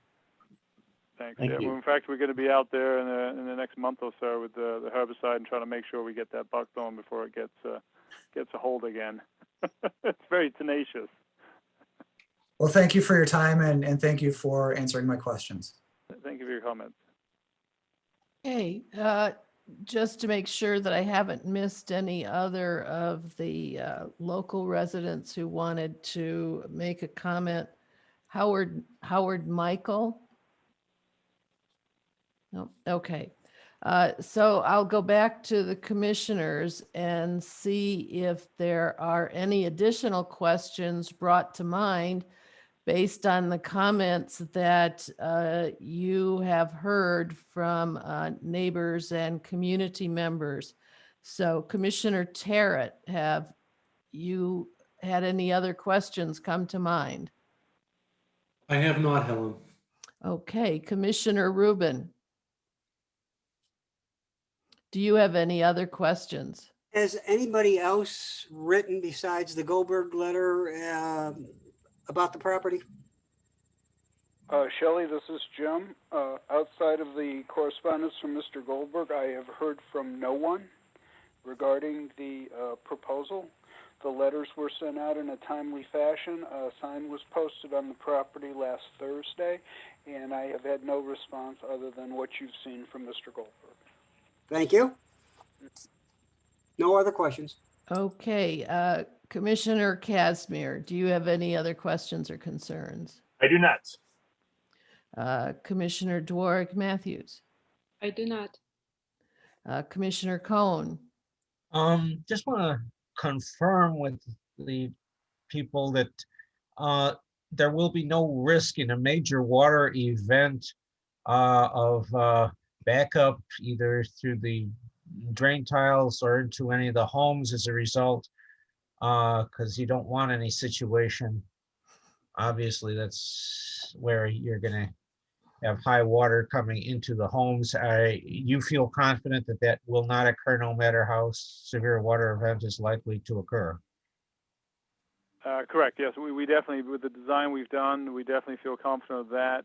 We're elevating the homes, the proposed homes above the flood elevation based on the new rainfall data. So we're complying with that. And then we're also providing an overflow system through the development. So in the event that we do get 200-year back-to-back events, based on our calculations of the volume there, we have more than sufficient volume to accommodate that. But we also have kind of the backup system where the water will flow through some overflow channels and overflow weirs in order to get down to Buffalo Creek there. Okay, nothing else really. No, I don't have any other issues as far as what Commissioner Rubin mentioned, the Goldbergs. I think those people may have a bit of a history of litigiousness from what I could see online. I'd go along with what village attorney said. None of the issues they raise are relevant to us. Okay, Commissioner Bauer, do you have any additional questions? I'm sure not a surprise, but to Mr. I want to go back and look at something that Mr. Dooley had brought up. Steve, if you could put back up the lots and I know you have that beautiful rendering and that may be sufficient, but we might need the other drawing. So lot 16, and I think this is a Jim question too. Yeah. So lot 16, most of the trees are inside their lot line, the south lot line. And there is the 40-foot setback, which I understand. So I have a question, and I just want to make sure I understand. So each individual lot will be sold to an owner who will bring their own architect that will then, do they have to come back to the ZBA with the architect to get what they're going to build on the lot approved? Jim, you want to So handle that? This is Jim. They would not. Once the approval comes through, it would be like any other building permit scenario. They would submit to us building plans. We would review those for compliance with the zoning ordinance as well as the anti-monotony regulations. And it would need to be placed in the setbacks, of course. That's one of the things that we review with any building permit. And if they meet all the criteria for the issuance of a building permit, they would be entitled to it, and then they could start construction.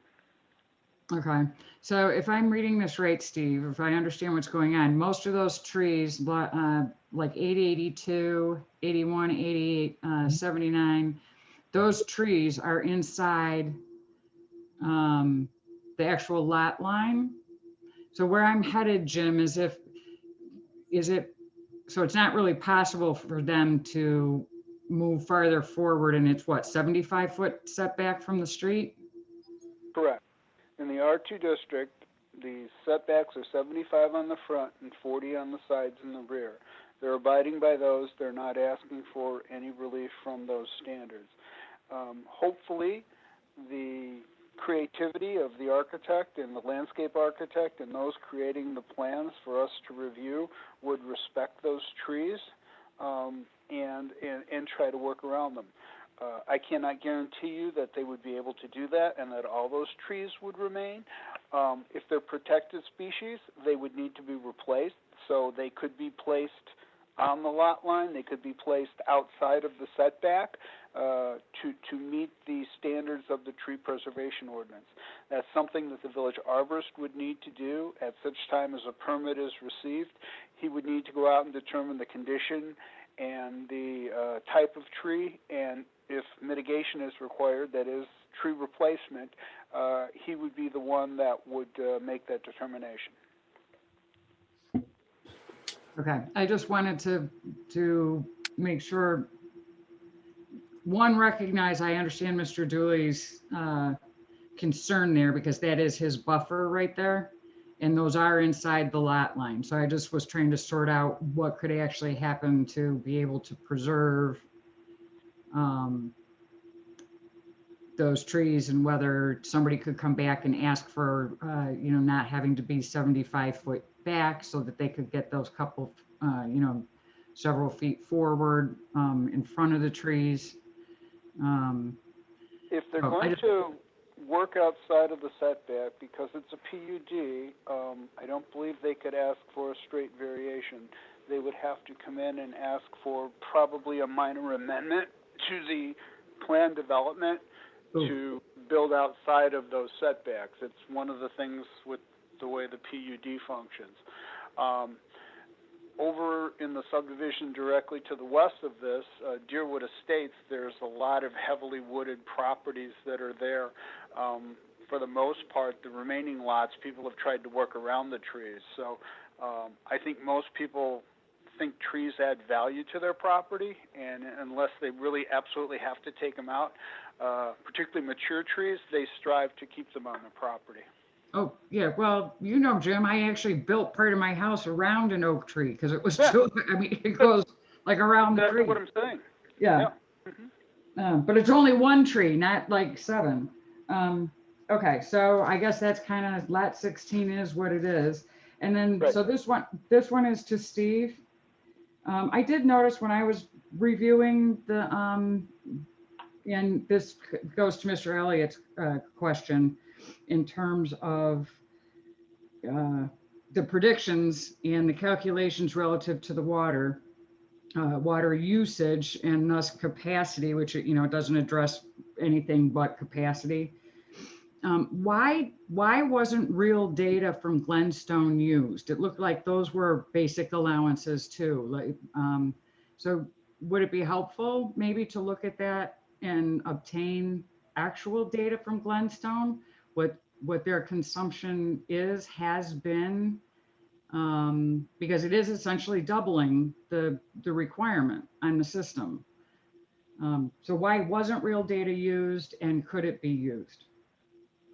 Well, real data was used by our consultant. So our consultant did get the well capacity and the system capacity, and then the calculated usage is just based on theoretical usage. So it's 100 gallons per day per person, and usually 3.5 people in a home. So that is based on typically a higher rate. So if you have 2 people living in a house, you're probably not going to be using 200 gallons a day of water.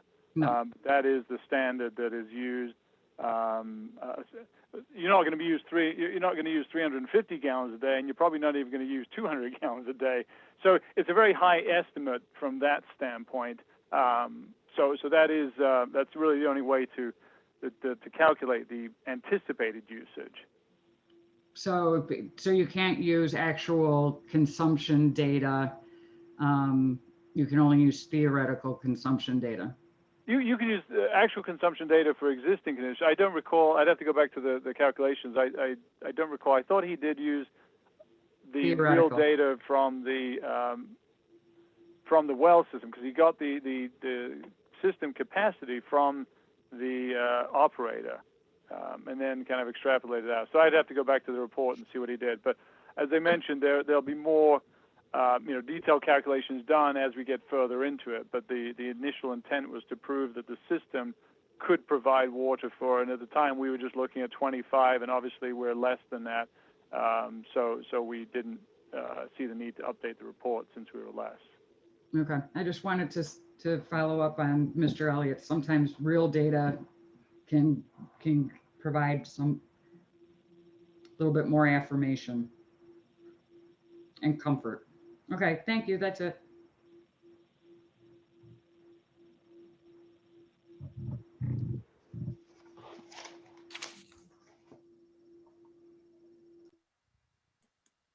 Okay.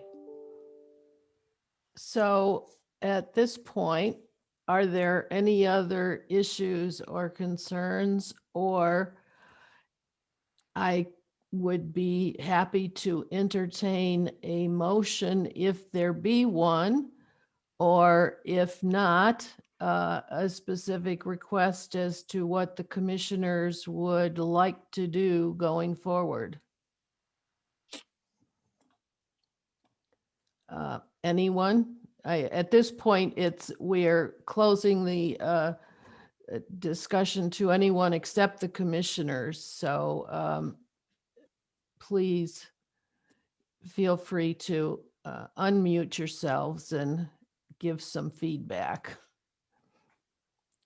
What is your... Like everybody's good with the plan. I think there's some conditions we need to put on it, though. Some of those were stated in the packet. Okay, and what would be the conditions that you would want to include? Jim listed several at the end of his report, and we've heard a lot of comments from local residents tonight. So what are the conditions that you see? I'll give you a few that I have written down, and then anybody else that wants to add in, fine. The first one, the recommendations as stated by the CSCC, the Conservancy Committee. They're in the staff report, whatever's in there, I'd like to see followed. Yes. A review of the landscape plans and tree removal and protection by the village arborist. That was stated in the packet. And the last two, first one's all necessary approvals and authorizations for connection, installation, and maintenance of the utility mains. And the final one I've got is water source meets all federal and state standards for safe drinking water. Brett, did you get all of those? Okay. So those are various conditions. Betsy. Yeah, sorry, I didn't mean to interrupt. I think also the village engineer had provided some review comments that were mentioned in Jim's report. So I would suggest that that also be included as a condition for Jim's recommendation. Agreed. Zero for life goals, okay.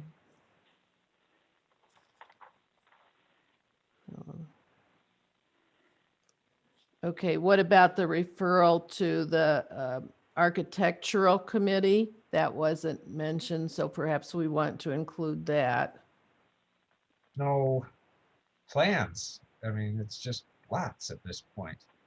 No, they have to, the architectural committee, according to Jim's notes, has to review lighting.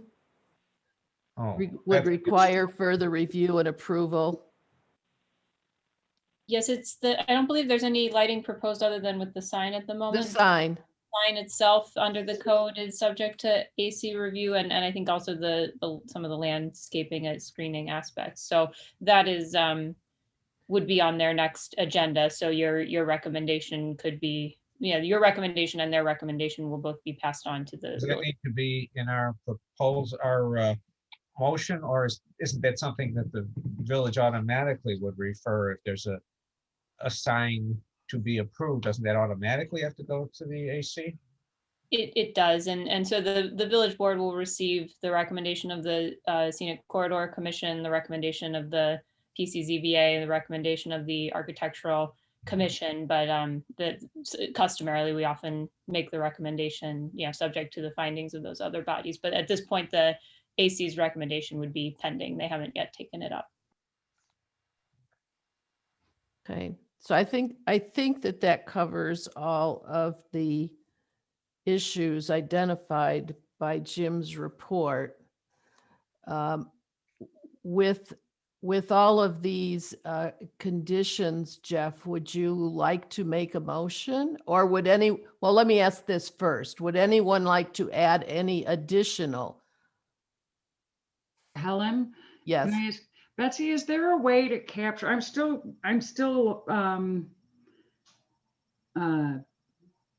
have a little bit of concern relative to the stormwater and how to close that out in a way that we can come back to it, or that it ends up being a condition. We have two adjacent properties that, yes, the owners have said they're concerned about it and expressed why, because of their own personal experiences. We know that this proposal is grandfathered into the old rainfall levels, not the new one, not 75, even though it's been designed to do that right now preliminarily. They're not held to that in any way.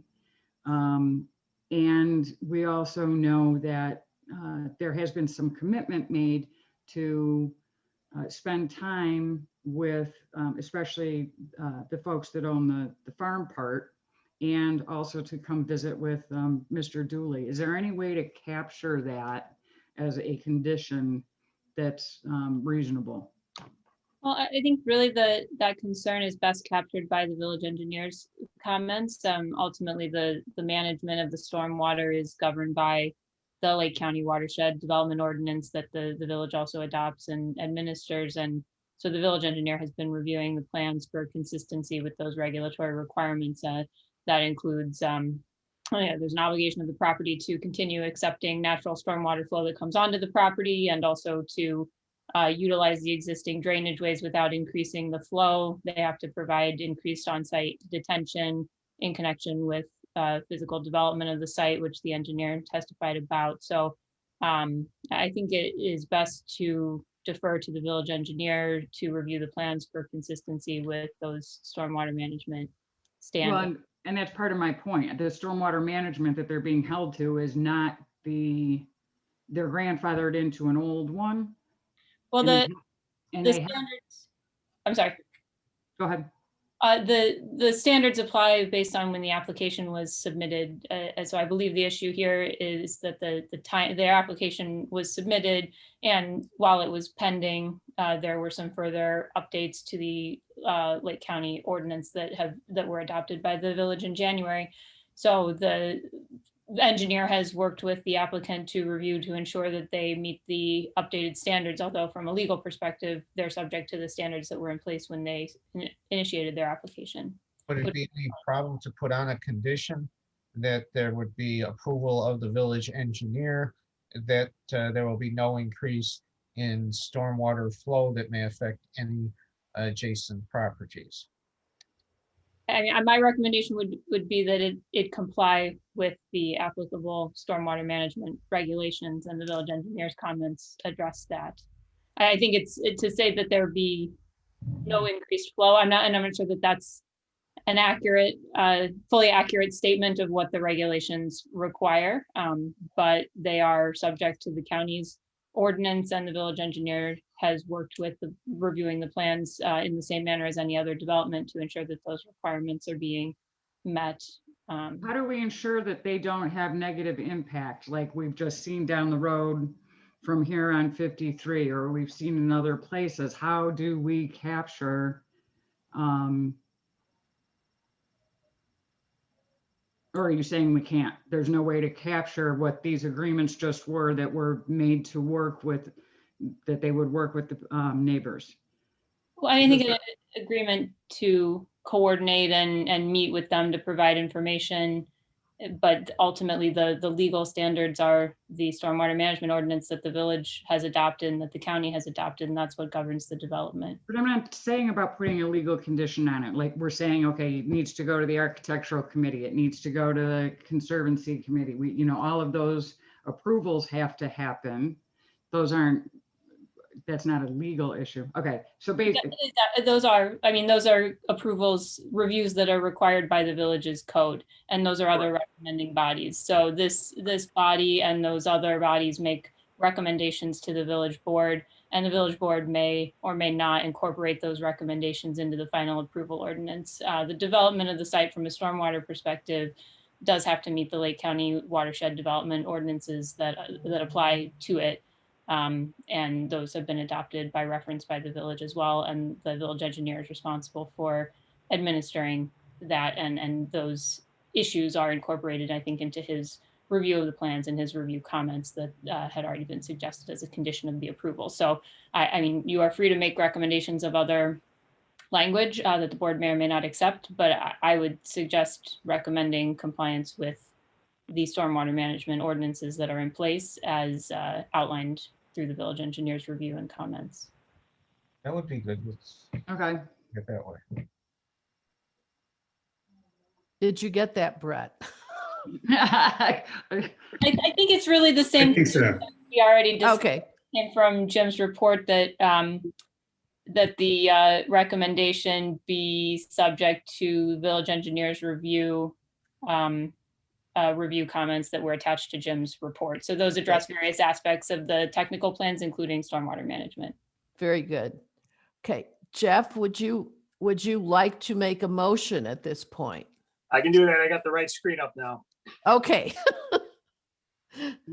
I'll make a motion to recommend approval of the reclassification of R1 PUD district to the R2 PUD district classification with a 15% density bonus and preliminary PUD plan plat approval to allow for the creation of 19 lots, single family development to be serviced by a private water system and public sanitary sewer for vacant property on the south side of Cuba Road to be known as the Phillips Estates PUD, submitted by Phillips Estates LLC, formerly known as the Canterbury Park PUD, subject to the conditions as previously stated.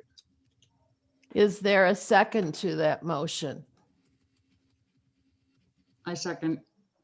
Okay, it has been moved by Jeff Casimir, seconded by Brooke Bauer.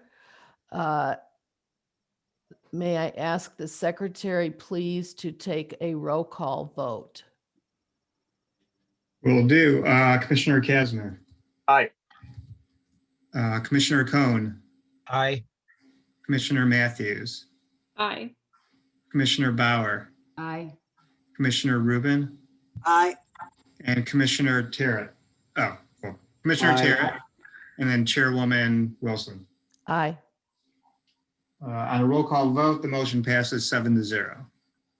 Okay, so to the Phillip Estates group, you will now move on to the trustees, and you can work with Jim Hogue in terms of the timing of that.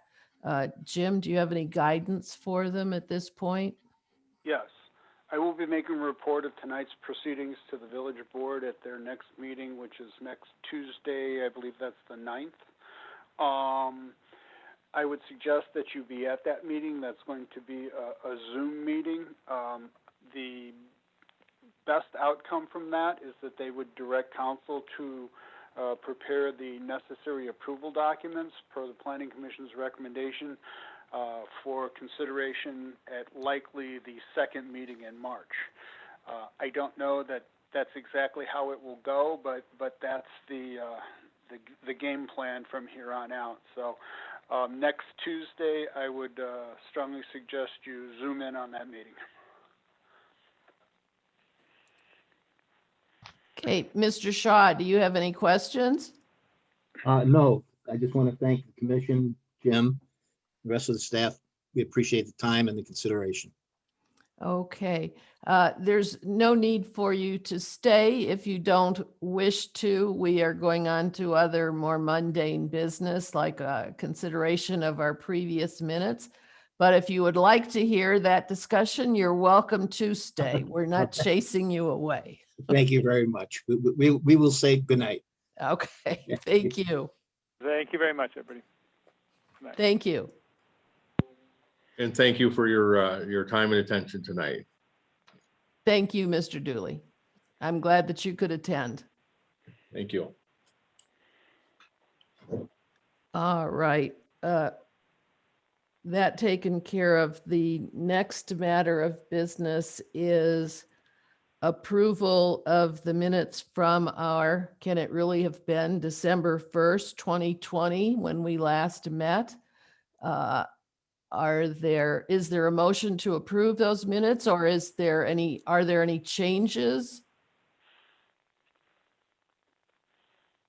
I think so. So moved. It's been moved. Is there a second to approve? Second. It's been moved by Commissioner Cohen and seconded by Commissioner Terrett to approve the minutes of December 1st, 2020.